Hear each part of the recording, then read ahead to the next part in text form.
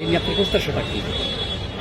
আমি তো বয়স্ক মানুষ, কথা তো গুছাইয়া বলতে পারি না। এখন আমার ছেলে এমপি হয়েছে, তার তার নৈতিক জায়গা থেকে, তার রাজনীতির অবস্থান থেকে দেশের মানুষ তাকে ভালোবাসে।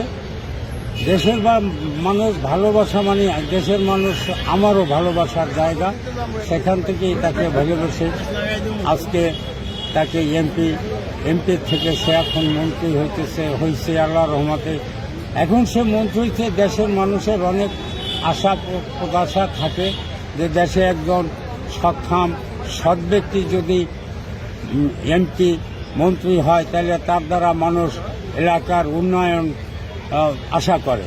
তো আমি সেক্ষেত্রে আমি আমার ছেলেকে বলবো যে ইনশাল্লাহ দেশে এখন মন্ত্রী হইয়া আমাদের এই অবহেলিত এলাকা দশমিনা গলাচিপা পটুয়াখালী এলাকার মানুষ অনেক কষ্টে আছে।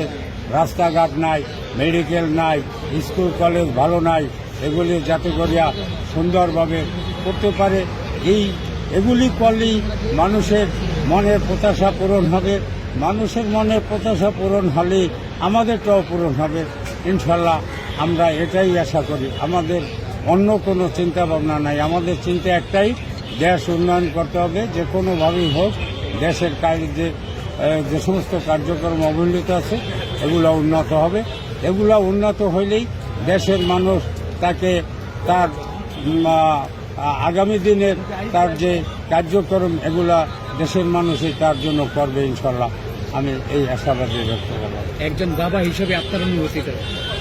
আমার কোনো অনুভূতি নেই। আমার অনুভূতি যে আল্লাহ পাক আলহামদুলিল্লাহ তার জীবন মরণ সে বাজি রেখে সে রাজনীতি করছে, আজকে আল্লাহ তাআলা তাকে সফল করছে। এটাই আমার প্রত্যাশা, এছাড়া আমার আর কোনো প্রত্যাশা নাই। যাতে করে সে এখন মানুষের কাজ করতে পারে, মানুষের সাথে মিশতে পারে, মানুষ যেন তাকে ভালোবাসে, এটাই আমার প্রত্যাশা। আঙ্কেলের পুরো নামটা কি? আমার নাম মোহাম্মদ ইদ্রিস হাওলাদার।